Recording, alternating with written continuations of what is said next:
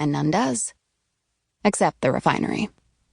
Rosario Bay Oil Refinery is exempt from the ordinance because it was here first, and because without it, none of Rosary exists. The refinery has a pole rising from its center, higher than any of its smokestacks, which burn all day and all night over the crosses below. A red light flashes at the very top, warning planes away. It blinks there, far above it all, like a message left by God himself that no one has bothered to check. The city of Sky is Rosary's closest neighbor, just across a miles-long bridge built over the soggy delta and the bay, and it has a real skyline, jagged with buildings competing for the light. Sky also has real movie theaters and real schools. It has the real internet and real scientific facts. In Rosary, the internet is policed, so we read our porn from books like the ancient peoples did. And in Rosary, dinosaurs and man live together at the same time, and fossil fuels aren't any of our concern.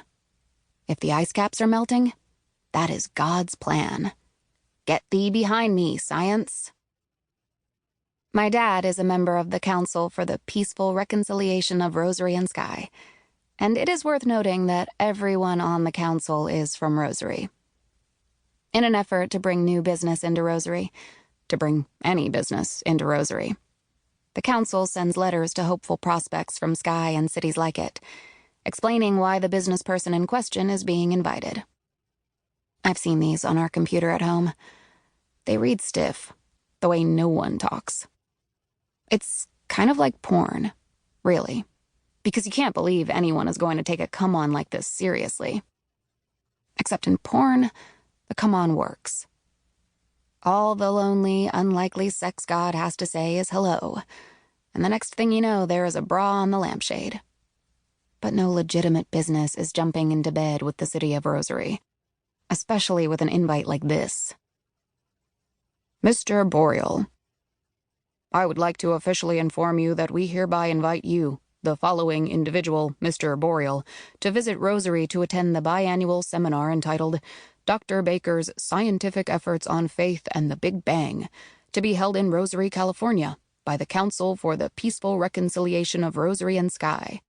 We would be honored by your participation at our conference, given your work with the Sky Observatory and its resulting tourism.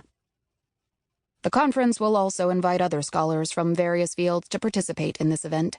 We have appreciated the work you have done, and sincerely feel that your participation will contribute to the success of this conference.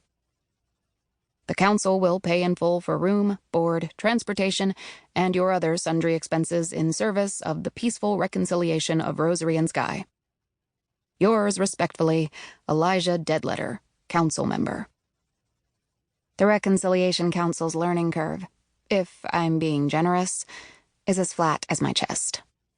There is not a soul in Sky, saved or damned, who doesn't choke with laughter at these letters, who doesn't immediately toss them in the trash or the shredder. Sky is done with turning the other cheek, has had it up to here. The bridge is burned, the ship has sailed. There are no metaphors left for all the ways that Sky is done with Rosary's bullshit. I was just a kid during the election that created the first rip in the seams of this country, this county, even in some families. And with every election that came after, we the people unraveled. The leaders of Rosary stepped right up, like they'd been waiting for just such an opportunity, and set about joining church and state, while separating the rest of us based on race and sexual preference, and other things that make them wet their pants with fear. After years of lawsuits from the city of Rosary on the supposed behalf of minors taken advantage of by the irresponsible availability of unnecessary elective medical procedures in Sky, the city no longer welcomes any of us. Sky finally found a way to give Rosary a taste of its own medicine, by telling us who they think belongs and who doesn't.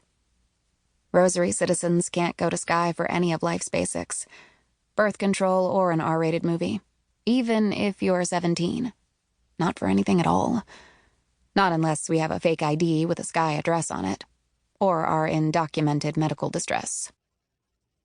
Believe me, we all try to document our distress around here as carefully as we can. Only